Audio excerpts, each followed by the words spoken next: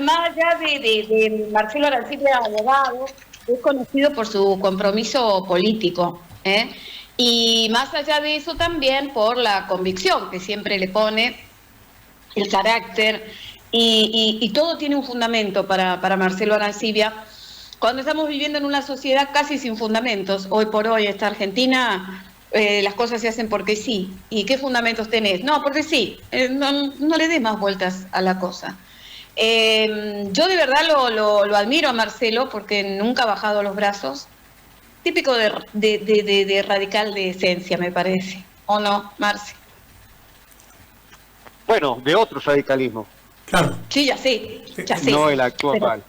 No, por eso dije esencia, dije de esencia, Sí. Claro. de principios, el no ra- hablo de... No, ¿hay radicales ahora, Marcelo? Bueno, ha cambiado mucho el partido. Vos fijate que, por ejemplo, durante el gobierno de Marcelo Torcuato de Alvear, que se considera un gobierno radical conservador, se sancionó las leyes laborales que protegían el trabajo de los menores.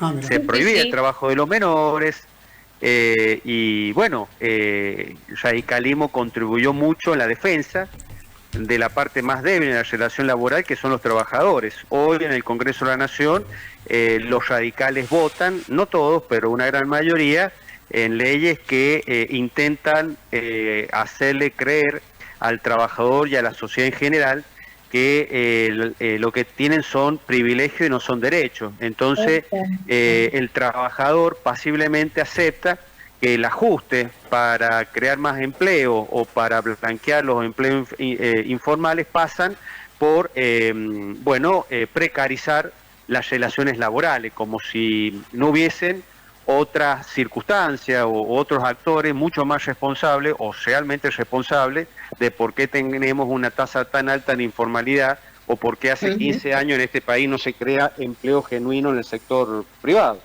Pero bueno, el radicalismo tuvo en su época buenos momentos, no es este.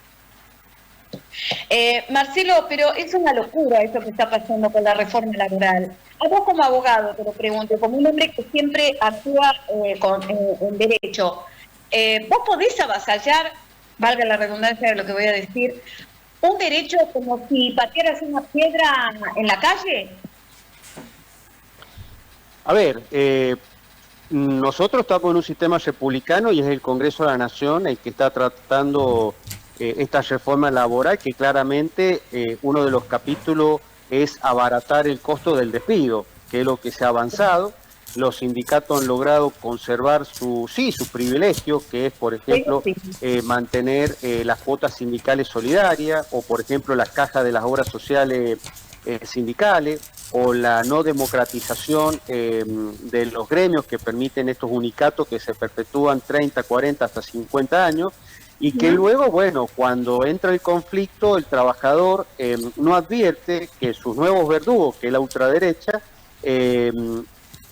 viene para precarizar sus relaciones laborales y no está generando las condiciones económicas para crear nuevo empleo, pero cuando mira para el otro lado y ve a la casta sindical defender sus privilegios y no los derechos de los trabajadores, lamentablemente se abalanzan a los brazos de la ultraderecha y no de los que debieran defenderlo, porque mientras siga esta casta de los gordos en el sindicalismo argentino, claramente el trabajador, el que tiene trabajo formal y el que tiene un trabajo informal, no va a encontrar la defensa adecuada, la protección de su derecho, y bueno, el país se va a ir deslizando hacia un sistema donde el trabajador va a ser la pieza más débil y más fácil de resolver para no resolver el problema económico que tenemos los argentinos, pero el daño ya va a estar hecho. Ya va a estar hecho. Marce, yo creo, Carlos, que vamos a charlar muchas veces más con Marcelo. A mí me gusta mucho hablar con Marcelo, porque además sabe de lo que está hablando. Pero una sola pregunta quiero hacerte, Marce, como para la introducción de este año. Este en realidad es el año político, ¿no? Yo avisoro que vamos a estar votando por abril o mayo, nosotros los sanjuaninos en particular. Pero ¿qué nos está pasando, Marcelo? Muchas veces lo he hablado con vos. Estamos viviendo la peor decrepitud de la política. Y eso no está bien. Para ningún país del mundo está bien. Salvo honrosas excepciones, que cuesta cada vez más encontrarlas, pero la denigración que existe de la política como ciencia social es ya es preocupante, Marcelo. Bueno, la democracia a nivel global está sufriendo una crisis muy profunda. Vos fijate que hoy por hoy tenemos más países autocráticos que democráticos. Y dentro de los países democráticos hay una crisis de identidad muy fuerte a partir de fenómenos que se han ido incrementando en los últimos años, como por ejemplo el tema de la migración, el tema de la descolocación de las industrias hacia el sudeste asiático, fundamentalmente hacia China, la aparición de tecnologías que van sustituyendo trabajo, por ejemplo la inteligencia artificial ya es una realidad y está poniendo en jaque, pero no a mediano y largo plazo, sino en lo inmediato a muchas actividades vinculadas, por ejemplo, a la escritura, abogados, periodistas, médicos, ingenieros, calculistas, todo la burocracia estatal, todo está siendo puesto en jaque por esta nueva tecnología que es administrada y usufructuada por lo que se denominan como los tecnofeudales, estos señores de Silicon Valley que manejan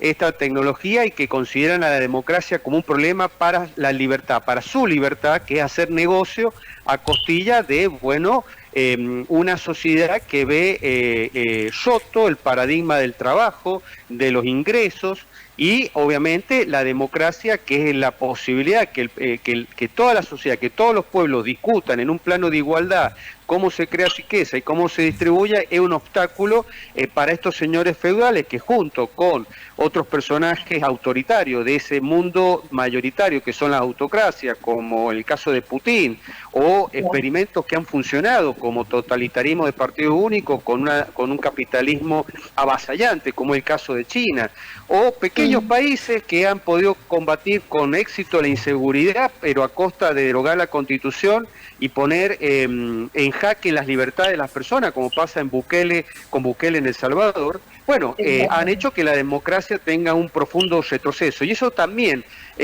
ha impactado en la Argentina y también ha impactado en San Juan. Puedo decir con información periodística que está tomando peso en la provincia de que probablemente votemos en abril, mayo del año que viene, porque también ahí vos ves que la política en San Juan está atada a un acuerdo que se puede dar o no entre el orreguismo y el mileísmo.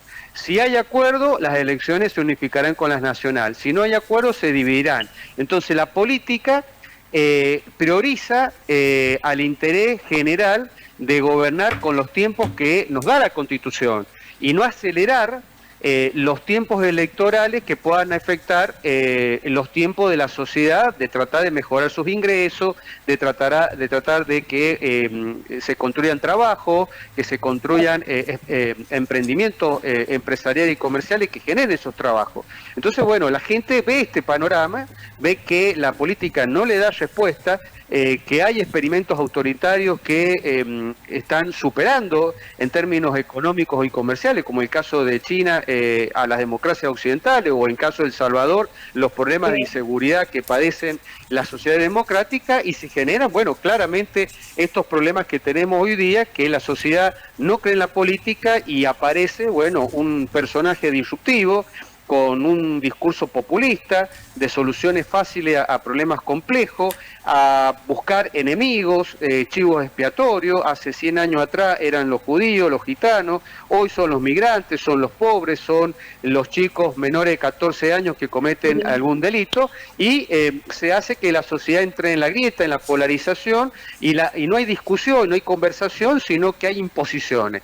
Y esto termina repercutiendo en la calidad de nuestra democracia, que está sin duda en crisis y que tenemos que hacer lo posible para superar esa crisis y volver a aquellos ideales de antaño, la Revolución Francesa, de sociedades que gocen de libertad, de igualdad y de fraternidad. Sí, bueno, pero ¿quién se va a animar a proponer esto? A ver, yo estoy leyendo, por ejemplo, que el bloque de senadores justicialistas, Mayans y compañía, creo que se llaman coalición o federal, ya se quieren separar de la cámpora, aislarse del kirchnerismo. A ver, muchachos, vamos a empezar a hablar de tendencias peronistas y mileísmo, no nos queda otra cosa. ¿No? Y estos radicales que están hoy acá, mañana allá, pasado mañana para aquel lado, y ¿qué nos queda? O una izquierda que también está dividida. Bueno, el peronismo está sumido en una crisis existencial. Total.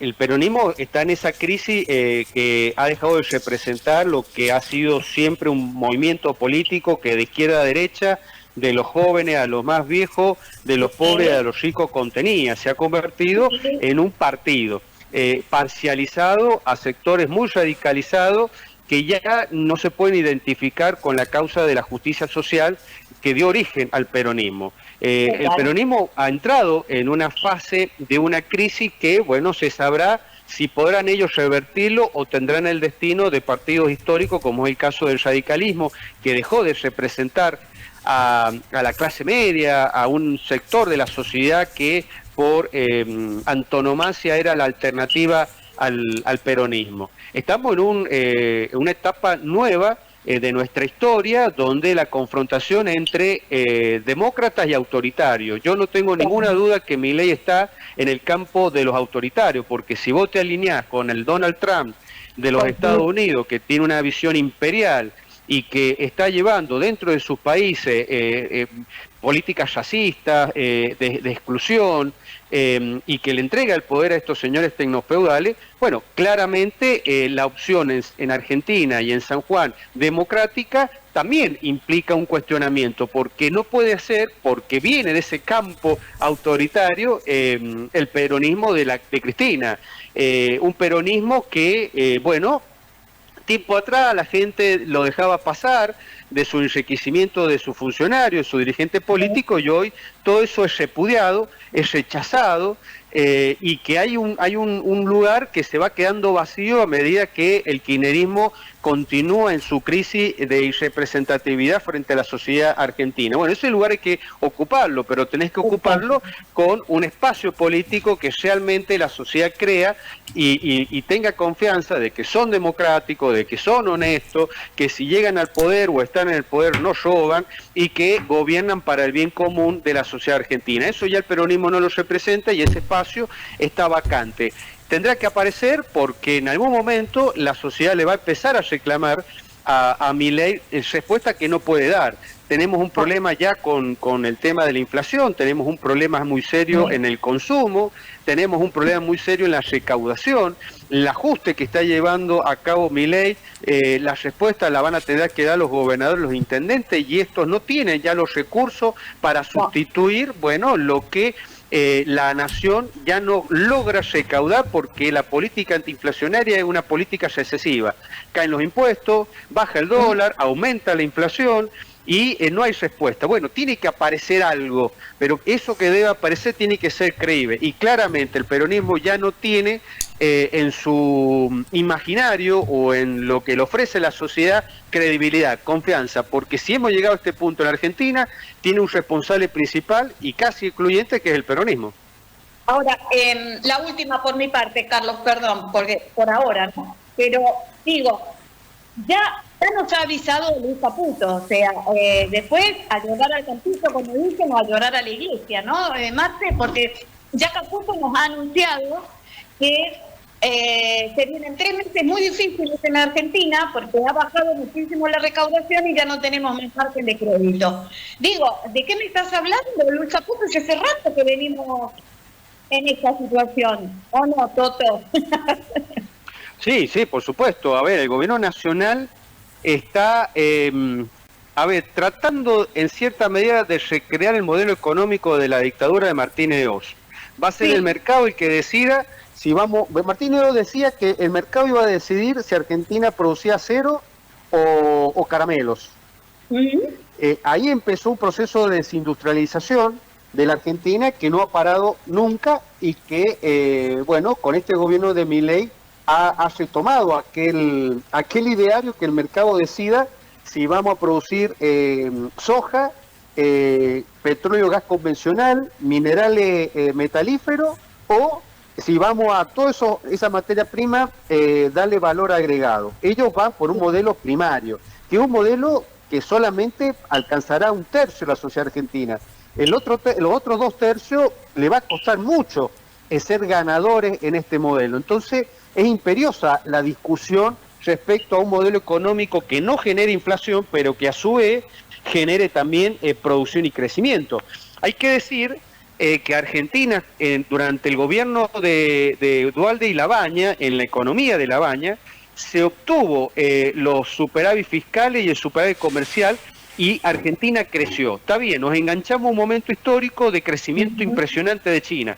Bueno, sí, hay que tener superávit fiscal, hay que tener superávit comercial, pero no a costilla de que desaparezcan miles y miles de pequeñas y medianas industrias, o que el capital internacional se retire, como se está retirando la República Argentina, y tengamos una mera visión primaria de la economía, donde, por ejemplo, a San Juan solamente se lo mire como un dador de dólares para poder seguir, bueno, con una economía que favorezca la importación, que favorezca la desindustrialización, sobre la base de la primarización de la economía. Todo esto hay que discutirlo, pero para poder discutirlo y que la sociedad te crea y te vea como una opción, Argentina necesita recuperar una oposición confiable, y es lo que no tiene. Juntos por el Cambio desapareció de una manera irresponsable, dejó todo ese vacío hacia la ultraderecha, el pro, el radicalismo, entre otras fuerzas políticas. Por ahí algunos gobernadores del interior intentan, bueno, resistir con Provincias Unidas, pero eso, bueno, no está cuajando, porque no existe un proyecto, una visión nacional que priorice tanto el cuidado macroeconómico para no tener inflación, porque la gente no quiere volver a una economía inflacionaria, pero que también le proponga a los argentinos un modelo productivo que genere trabajo y comienza a distribuir la renta de una manera más equitativa de lo que está pasando ahora. Porque si nosotros estuviéramos en el mundo financiero, si fuéramos no bancarios, sino banqueros, estaríamos muy bien. Pero en el lugar que nos toca, bueno, nos cuesta muchísimo, y más aquel que vive de un sueldo, como es en el sector público o sector privado, o los jubilados y pensionados, que ven cada día retroceder su capacidad de consumo, producto de un modelo antiinflacionario que en algún momento se va a tener que repensar, porque el costo que va a generar es de una destrucción de la industria, de los servicios y de los empleos.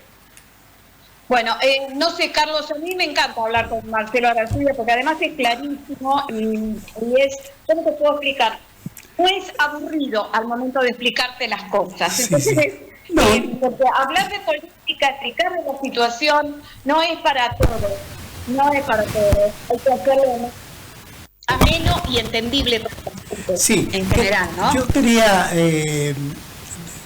escuché atentamente las explicaciones que daba Marcelo. Empiezo por lo primero.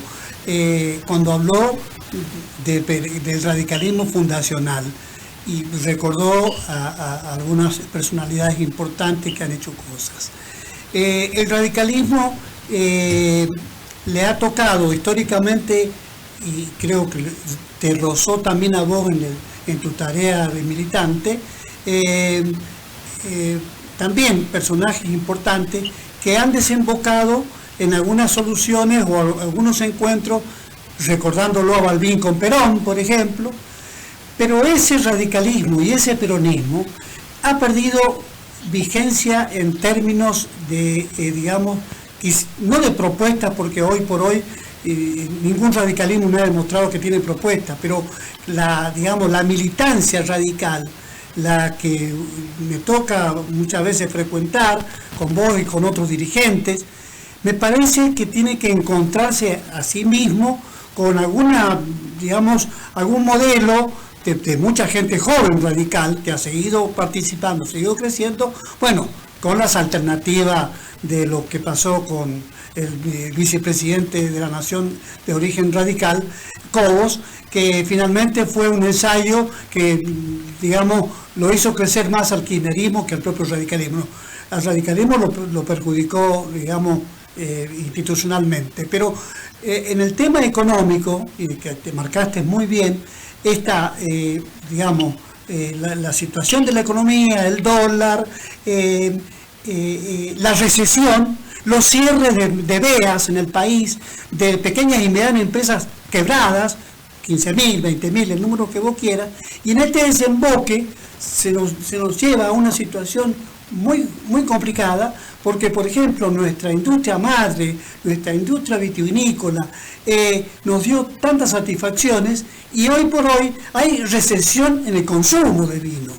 Y recuerdo, lo vamos a hacer más adelante, pero que quería subrayar todas estas cosas para resumir la situación de la provincia de San Juan, marcada dentro de esta economía que vos has dicho, Marcelo.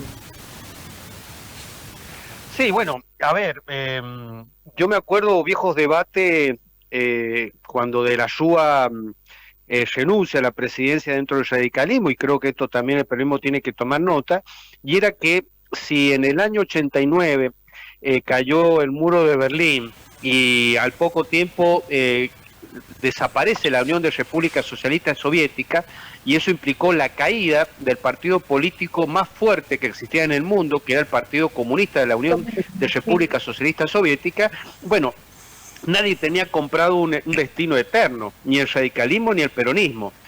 Las sociedades se cansan ante los fracasos repetitivos de los partidos políticos cuando están en situación de gobierno, y los partidos muchas veces terminan en las antípodas de sus orígenes ideológicos. Lo que alguna vez representaron en el pasado, ya en la actualidad no los representa. Grabois no representa el Partido de los Trabajadores, representa de la economía informal. Si fuera por Grabois, todos los trabajadores argentinos tendrían que ser informales. Y vivir en una economía precaria y cuaternaria, ¿me entendés? De las catacumbas, una cosa desopilante.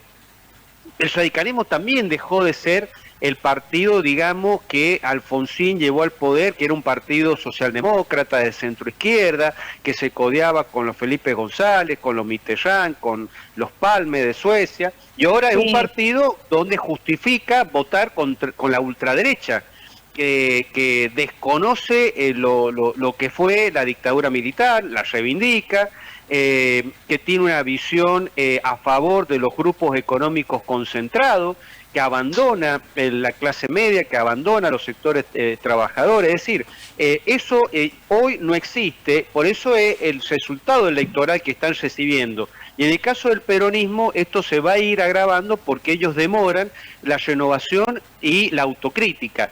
El peronismo, hasta que no haga un mea culpa del nivel de corrupción y las consecuencias que esa corrupción ha producido en Argentina, en las provincias, en los municipios que han gobernado, bueno, la gente los va a ir dejando de lado y va a buscar nuevas opciones, porque ya, salvo con tu equipo de fútbol, nadie se casa con ninguna organización política.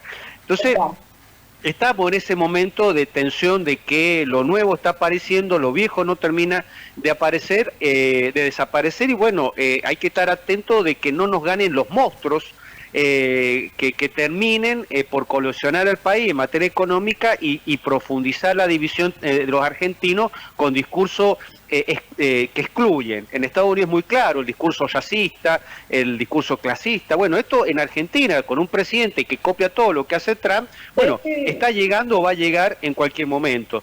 En cuanto a la vitivinicultura, no es solamente un cambio que se está produciendo a nivel global de gusto en el consumo, también tiene una explicación de que es un sector que está totalmente abandonado por las autoridades que debieran preservar, por ejemplo, el recurso hídrico. La lluvia de este mes de febrero lo ha puesto en exhibición, o por ejemplo, acá se habla todos los días de que bueno, hay que hacer el esfuerzo de que el mosto sea aceptado para edulcorar las bebidas. Bueno, muchachos, lo hagamos, porque si no lo hacemos, bueno, no vamos a poder reconvertir o potenciar productos que como bien dice Carlos, otrora fueron las que generaron la gran clase media en la República Argentina. Clase media que creció con la vitivinicultura a partir de una visión nacional de regular mercados y priorizar actividades del interior como la vitivinicultura en San Juan y Mendoza o, por ejemplo, la caña de azúcar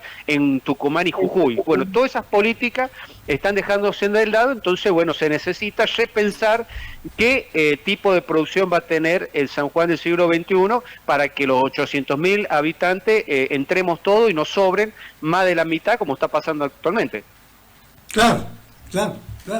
Evidentemente. Tocaste el tema del mosto y tengo que contar o poner este testimonio dicho por los productores. Yo no vendo mosto ni nada, pero sí estoy informado de las cosas que pasan en la industria vitivinícola, básicamente porque el mosto argentino había sido sancionado por Estados Unidos. En consecuencia no se podía exportar mosto hacia Estados Unidos en un volumen tan importante. Y vino la mano, no fue Trump, pero alguien iluminado, pero sí un empresario importante, que dijo: levanten la sanción a la Argentina porque necesitamos mosto nosotros, los poderosos. ¿Quién eran? Los de Coca-Cola. Entonces ahí se produjo el levantamiento de sanción y pudo exportar San Juan, Argentina, el mosto hacia la Unión. Así que, ojo, bueno, hay que ponerse... Este es un dato para que se entienda... Perdón, Alejandra, este es un dato para que se entienda, Marcelo, en qué escenario estamos. Y bueno, como decís vos, che, muchachos, si hay que hacer esto, lo hagamos, dejemos de perder más tiempo, no seamos giles, ¿no es cierto, Marcelo? Totalmente. Ese caso fue que Estados Unidos denunció a la Argentina que hacía dumping con el mosto. Por ejemplo. El mundo, sí, en términos comerciales, ha cambiado. Nosotros hemos tenido dos muy buenas noticias que a mediano o largo plazo va a impactar muy bien. Creo que van a haber más ganadores que perdedores, que es el acuerdo del Mercosur. Hay que volver a reivindicar el Mercosur, una gran creación de las democracias sudamericanas, que hay que ampliarla con la Unión Europea. Y este acuerdo que se hace con Estados Unidos, que hay que verlo, porque tenemos más obligaciones los argentinos que los norteamericanos, pero que bueno, habrá que ver si nos permite una oportunidad de lograr poner productos en Estados Unidos, país que se ha convertido en el amo de los aranceles. Sí, y que está rompiendo el libre mercado internacional como un método para parar el crecimiento o la profundización o la consolidación de China como el gran dominador del mercado internacional.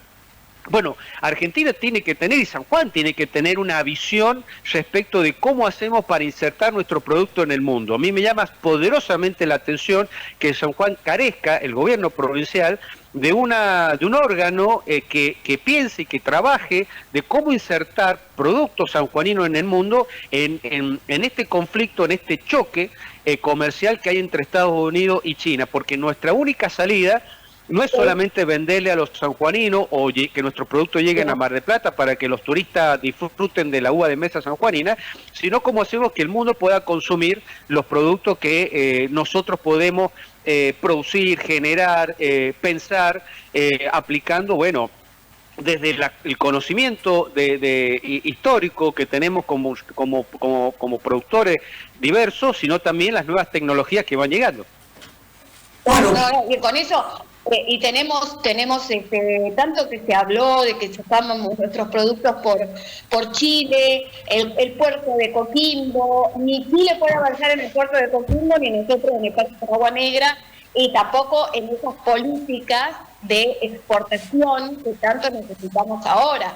O sea, me parece que ya tanto versito, tanto discurso, tanta frase armada, tarde o temprano se caen por peso propio. Me parece. Totalmente. Por eso lo importante de trabajar en conjunto con países como Brasil para poder lograr una proyección internacional y diversas salidas tanto al Pacífico como al Atlántico. Mirá que Lula hizo un acuerdo con los chinos, ya han inaugurado hace poco el mayor puerto de Sudamérica y que le va a poner un freno, lamentablemente, a cualquier posibilidad que San Juan logre una salida al Pacífico, sea por Agua Negra o por otro paso, o se habilite Coquimbo o exportemos por Valparaíso, que es el puerto de Chancay en Lima.